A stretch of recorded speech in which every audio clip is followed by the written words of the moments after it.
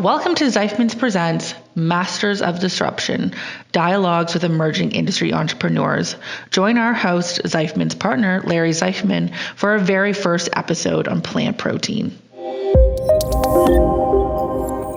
Hi, I'm Larry Zeifman. I'm a partner at Zeifman's, a mid-sized accounting firm based in Toronto and part of Nexi International. And I'm delighted to welcome you back to our Zeifman's podcast series. This one is called Masters of Disruption, where we're going to talk to CEOs in different emerging industries. And today we're focused on plant protein.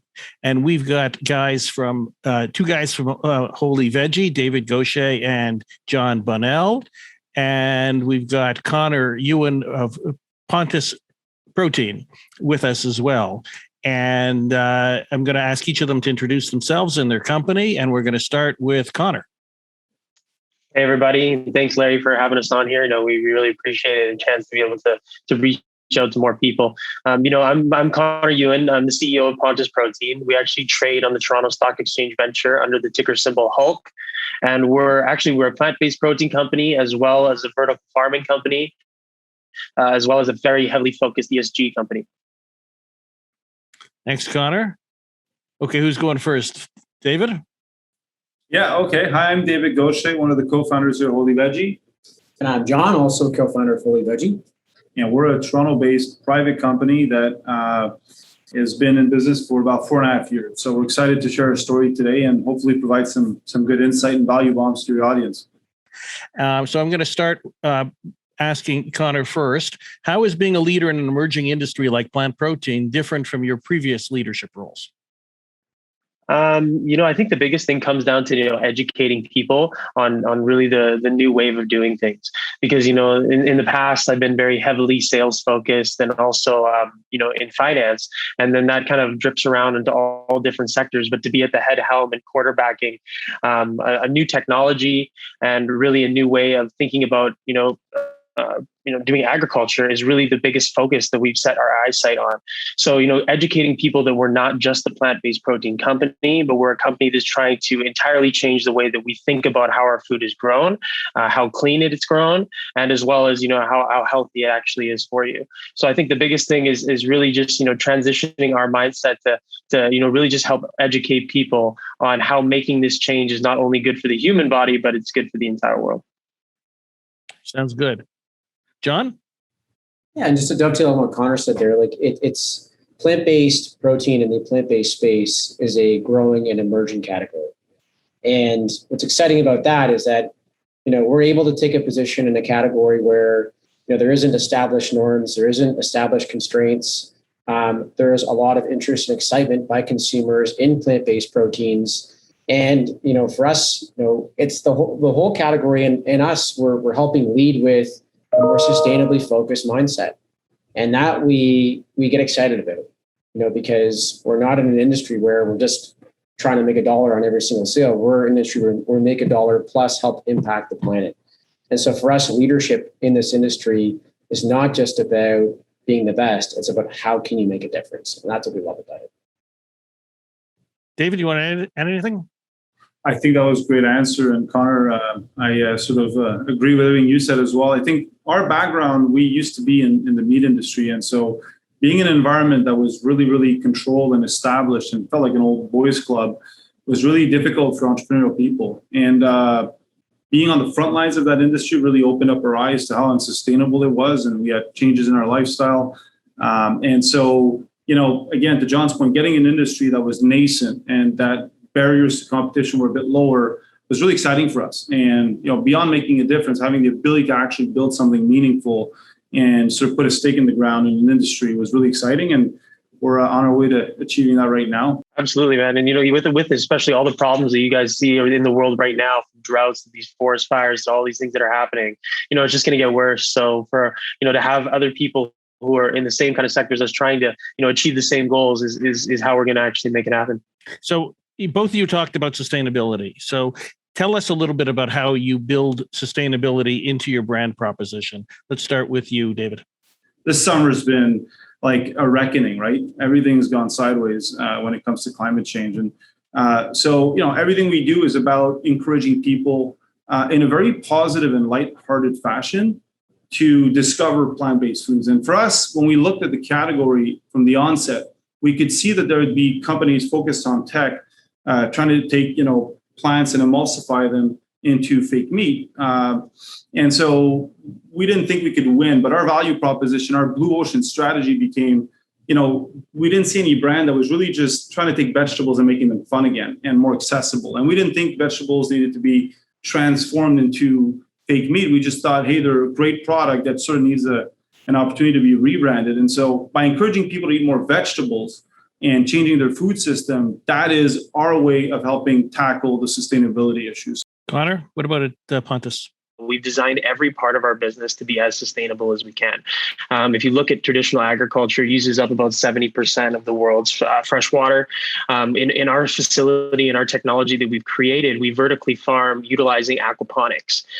So we actually utilize, we are near zero carbon footprint on our facilities. Once we establish one in in the areas where it's a little more sunny than Vancouver, we believe to be able to be carbon zero. We're planning on using a ton of solar power to be able to power our facilities. 95% of the water that we reuse is recycled and reused again. We think we can get up to 98 in our new facility, but the only water we do lose is not waste or flushed, it's lost evaporation. So every bit of our system is designed to be able to cultivate and yield plants at a higher rate than even traditional agriculture, but doing it in the most sustainable way.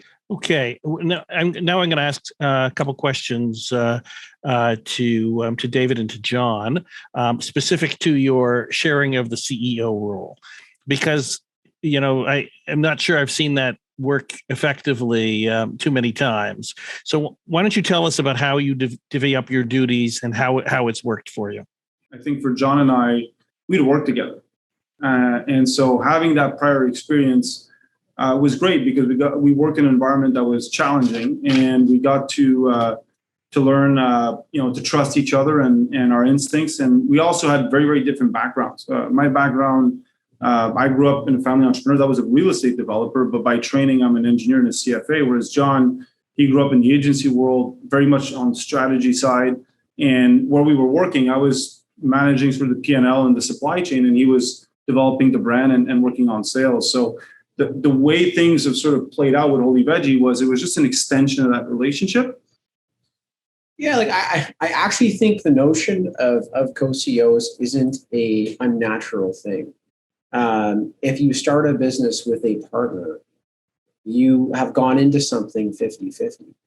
And I actually think the forced requirement of a CEO in that relationship is unnatural, because I think if you truly trust your partner, you guys will both share the responsibilities and you'll share on decision making, which is what we do today. Look, depending on the makeup of your business, and also whether you are private or public, or whether there's an outside constraint from a large investor, I think you approach it, based on what makes the most sense for the business. But I respect the decisions that David makes. He respects the decisions that I make. But we ultimately, having two people on a big thing we're trying to solve is better than one. For sure. And Connor, I'm sure that you've developed a network of people that you can consult with, because you can't make all your business decisions looking in the mirror, right? Absolutely. If that was the case, then I would only see, one perspective. And, my goal is I love to hear out everybody. I don't care if you're a brand new employee, if you have an opinion about something and you think we can do it better, I'll be the first one to say that we did it wrong and let's do it that way. Right. Because I have no emotional connection towards my own personal decisions. My whole goal is just to build the company that we all know that we can build. And if it comes down to the newest employee seeing something that we all missed, I'll take that advice any day of the week. So tell us about the biggest hurdle, Connor, that you've encountered when building your business and how you're overcoming it. I think initially in the beginning, it was raising the money when we had never necessarily quarterbacked a deal or been the CEO of a public company before. I think raising the money initially in the first few years back in 2018 was difficult because, people would sit down with me and say, the reason why we're not writing you a $1 million or $2 million check is because you don't have any gray hair. I was 25 when we started this company. So to be able to see it all kind of come together now at this point, I think honestly, the biggest hurdle for us is just like I mentioned before in the very beginning, is educating people why it's so important to think about the ESG side of how we think about growing our food. And then the second thing is thinking about, biosecurity, because, if you look at a lot of the diseases and a lot of the things that we've had to deal with as a species throughout the last 20, 30 years, a lot of it's come from contaminated food sources.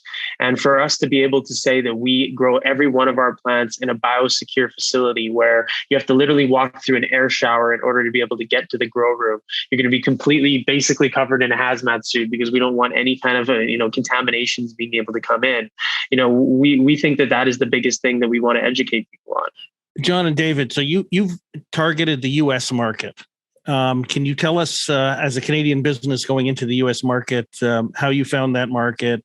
What were the hurdles in getting into that market, and why you chose the U.S. over Europe or the like? When we started, our focus was on rapid distribution in Canada first. So we got to our full ACV in Canada. We got into 1,500 stores within 12 months. We focused on speed.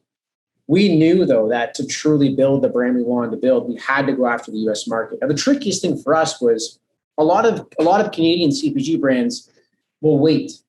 And they'll wait to what they view the timing is right. And we kept hearing this from other brands we spoke to. Oh, we're not ready yet.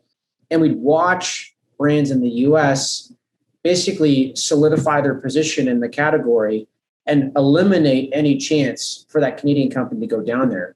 We knew we had to strike when the iron was hot. We had to get down there. And really, we had to begin to build a presence in the US marketplace. And for us, there was no point in waiting. It obviously put additional constraints on the business in terms of capital. It's a lot more costly to build a successful business in the US. We like to say that the US is also filled with booby traps. I swear, I think the way the US is, people just wait for you to raise capital in the US, and they also come up with all these creative ways to basically suck that capital from you. Everybody's a middleman. Everybody's trying to consult with you. Everybody's got a service. And so to truly, stay away from all those landmines, you have to have some really smart people around your business that can help you navigate it, because it can be exhausting. And the whether it's in capital markets or whether it's in the private markets, the path is riddled with failed businesses. Thanks, John. Connor. So John talked a little bit about long-term goals, where he sees where they see their brand going, their company going. You want to give us your 5, 10, 20-year vision for your company? The biggest thing for us is being able to expand and get as many facilities out there as possible. The main thing is that our technology is not only good just for growing water lentils. We can pretty much grow any fruit or vegetable under the sun and any time of year. So, what our 5-year goal is to be able to get to the point where we reach our 400,000 square foot facility. At 400,000 square feet, that would give us the ability to be able to have different sections that could grow multiple different types of fruits and vegetables.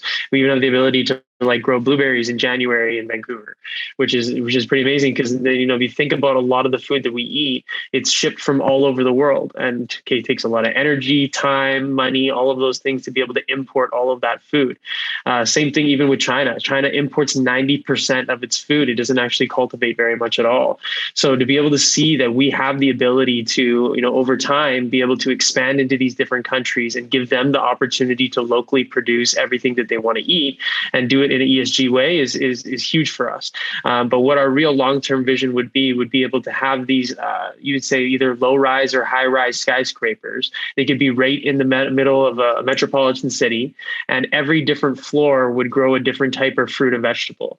And, we would love to be able to get to the point where we can be able to produce so many different types of things that in the bottom of those, you could say, vertical farming buildings, we could be able to have our own retail store as well that would sell everything grown in a biosecure way, everything grown, as ESG as possible, and to be able to really make that, kind of footprint and change. And our goal is to really get to the point where people look at or certified organic as a subpar certification, when we can be able to go such a higher level than that when it comes to cleanliness and ensuring the food people eat are the best.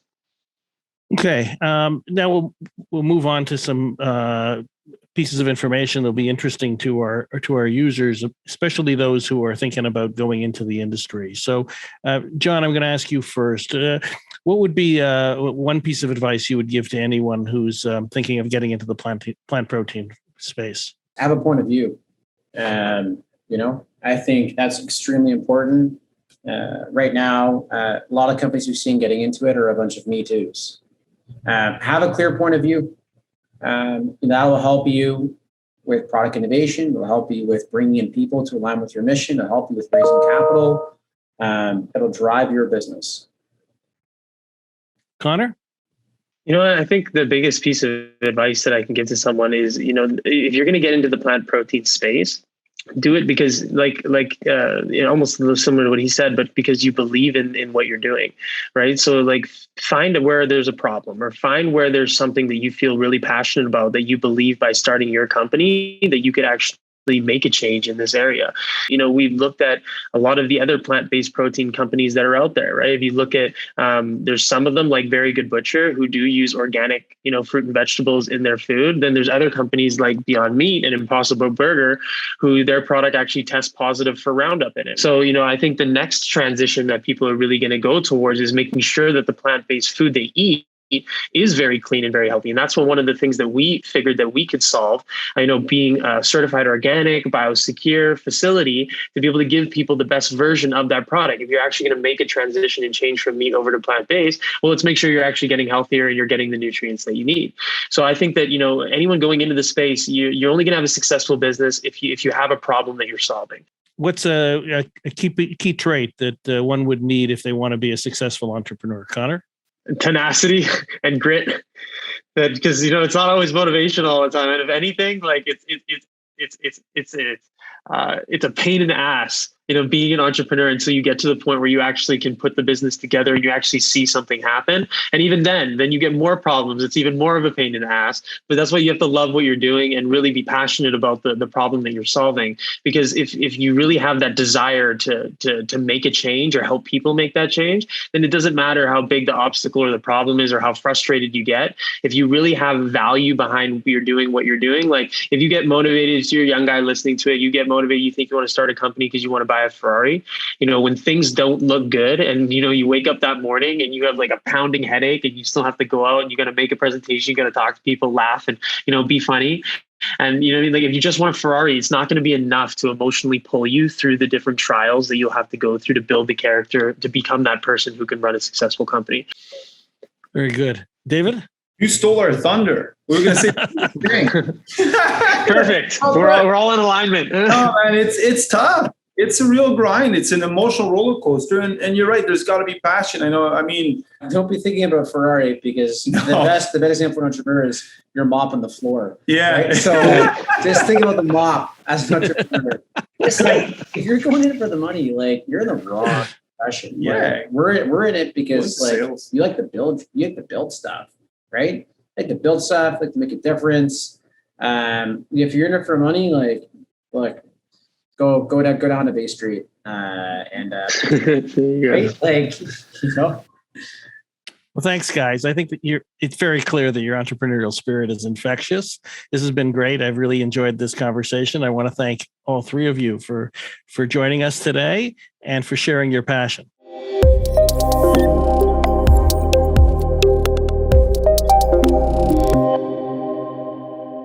You've been listening to Masters of Disruption. Join us for next week's episode on green and sustainability, where we sit down with guests Keith Driver, CEO and Director of Earth Renew, and Ashish Malik, CEO of BVT.